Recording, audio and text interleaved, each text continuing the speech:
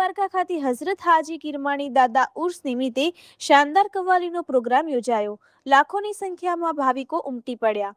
બેટ દ્વારકા મુકામે આવેલ પવિત્ર હઝરત હાજી કિરમાણી દાદાની દરગાહ ખાતે તારીખ 24 મેના રોજ વાર્ષિક ઉર્સ મુબારક અને ભવ્ય કવ્વાલીના પ્રોગ્રામનું શાનદાર આયોજન કરવામાં આવ્યું હતું। આ પાવન અવસરે આયોજિત જશ્નમાં દર્શન અને દુઆ માટે દૂર દૂરથી હજારોની સંખ્યામાં આબાલ વૃદ્ધ ભાવિક ભક્તો શ્રદ્ધાભેર પધાર્યા હતા અને દાદાના દરબારમાં શીશ ઝુકાવ્યું હતું અને રાત્રિના સમયે કવ્વાલીના બેતાજ બાદશાહ દ્વારા કવ્વાલીનો જોરદાર મુકાબલો અને જશ્ન જામ્યો હતો। હઝરત હાજી કિરમાણી કમિટીના મેમ્બરોની તનતોડ મહેનતથી પ્રોગ્રામને સફળ બનાવ્યો હતો। રિપોર્ટર હોથીબા સુમણિયા, ઓખા। ભાઈ તમે ક્યાંથી આવ્યા છો? અમે રાજકોટથી આવ્યા છીએ। મારું નામ ચંદ્રેશ છે અને અમારા વાઇફ છે વંદના। તો ચંદ્રેશભાઈ, હા, તમે પહેલી જ વખત આવ્યા કે પહેલા આવ્યા? ના, અમે પહેલી વાર આવ્યા છે। અમને ઉરસની ખબર પડીને અમે ઉરસમાં આવ્યા છે પહેલી જ વખત। હા, તો તમે દાદાના દર્શન કર્યા? આ સલામ કર્યા, મજા આવી ગઈ। અહીં દર વર્ષે આવવા જેવું છે ઉરસમાં। બધાની ઉમ્મીદ પૂરી થાય છે અને બધાના ઈચ્છા પૂરી કરે છે, બધાની દુઆ કબૂલ થાય।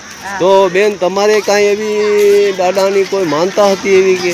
ના ના, ખાલી સલામ કરવા રાજી ખુશીથી આવ્યા છીએ। ખૂબ સરસ ને કેવી મજા પડી? બહુ સરસ હો, બહુ જ બીજી વાર આવવા જેવું છે। બતાવશો? સરાફત હુસૈન દાઉદ મિયા। તો સરાફત હુસૈનભાઈ, તમે આ હાજી કિરમાણીની જે દરગાહ છે ત્યાં કેટલા સમયથી તમે અને તમારા પૂર્વજો જે અહીં મુંજાવર તરીકે મુંજાવરી કરો છો તેના વિશે કહેશો?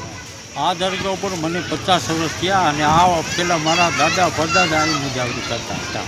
તો અત્યારે આજની તારીખે બાપુ અહીં જે ઉરસ છે, તો આ ઉરસ કેટલા વર્ષથી થાય? ઉરસ વર્ષોથી થાય છે, 1953થી થાય છે। બરોબર।